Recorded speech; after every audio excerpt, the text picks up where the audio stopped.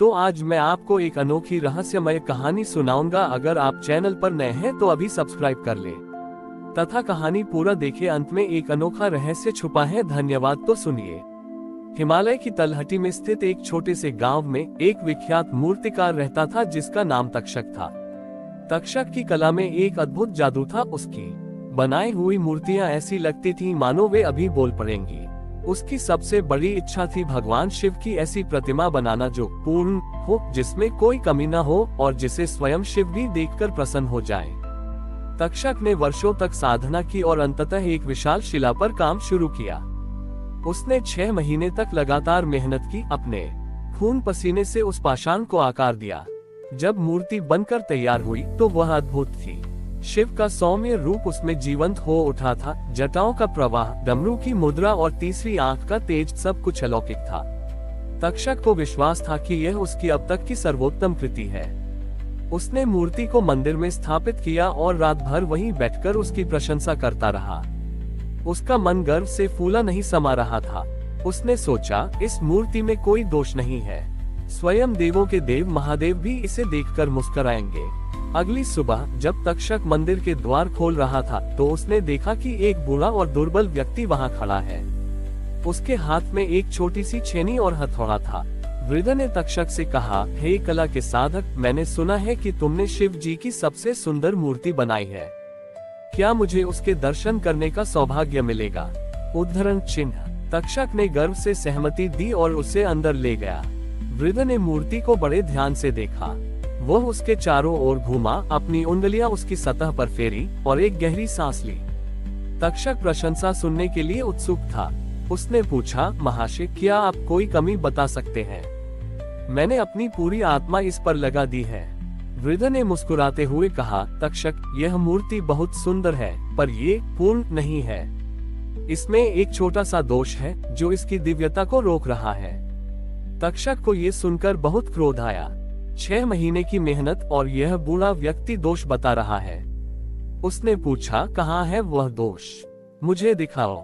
वृद्ध ने अपनी छोटी छेनी उठाए और हल्के से शिव की बाईं आंख के नीचे, जहां आंसू की एक बूंद ठहर सकती थी, वहां एक बहुत छोटा, लगभग अदृश्य निशान बनाया।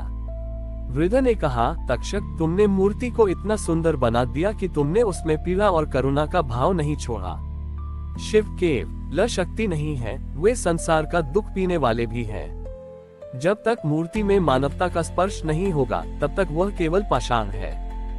ये छोटा सा निशान दर्शाता है कि शिव इस संसार के दुखों को देखते हैं और उनके लिए रोते भी हैं। ये कहकर वृद्ध गायब हो गया।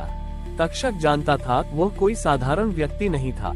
तक्षक तुरंत उस निशान को मिटाने के लिए दौड़ा, लेकिन जैसे ही उसने अपनी छेनी उठाई, उसे महसूस हुआ कि उस छोटे से निशान ने सचमुच मूर्ति को अधिक जीवंत बना दिया था। अब वह केवल सुंदर नहीं थी बल्कि भावपूर्ण थी। उसमें त्याग और दया का कहा संदेश था। उसी पल शिव स्वयं आकाश से प्रकट हुए।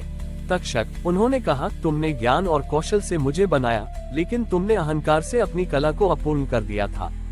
मेरे इस रूप में मैं तुम्हें ये सिखाने आया था कि सर्वश्रेष्ठ कला वह नहीं है जो सुंदर हो, बल्कि वह है जो हृदय में भाव जगाए। मेरी दिव्यता मेरी सुंदरता में नहीं बल्कि मेरी करुणा में निहित है। अपनी कला में त्याग को स्वीकार करो। तक्षक ने वह छोटा सा निशान कभी नहीं मिटाया। उसने समझा कि पूर्णता अहंकार में नहीं बल्कि अपूर्णता को स्वीकार करने और उसमें करुणा का भाव भरने में है।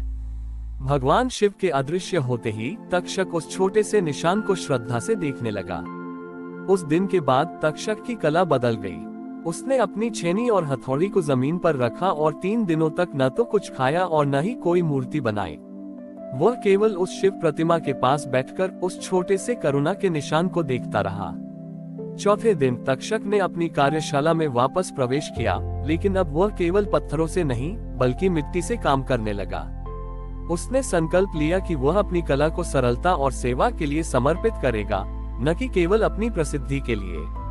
उसने हिमालय के कठोर पाषाण को त्याग कर गंगा की कोमल मिट्टी से छोटी छोटी मूर्तियां बनाना शुरू किया। ये मूर्तियां भव्य या स्वर्ण जड़ित नहीं थीं। वे साधारण थीं, जिनमें केवल प्रेम और दया का भाव था। उसने अपनी बनाई हुई इन मूर्तियों को बेचना बंद कर दिया। इसके बजाय जब कोई दुखी, निर्धन या बीमार व्यक्ति उसके गांव आता, तो तक्षक बिना किसी शुल्क के उसे शिव की वह छोटी मिट्टी की मूर्ति भेंट करता। एक बार दूर देश से एक बहुत ही वृद्ध किसान तक्षक के पास आया। किसान के पास खाने के लिए कुछ नहीं था और वह बहुत निराश था।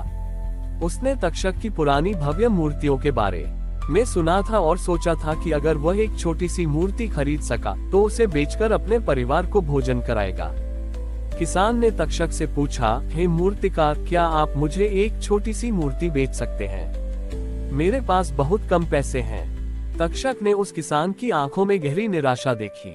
उसने अपने हाथ से बनाई हुई सबसे सरल लेकिन सबसे भावपूर्ण शिव की मिट्टी की मूर्ति उठाई, जिसके मुख पर शांति और करुणा झलक रही थी।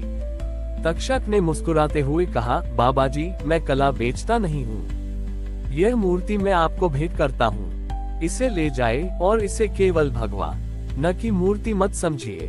जब भी आपको लगे कि आप अकेले हैं या दुख में हैं, तो इसे देखिए।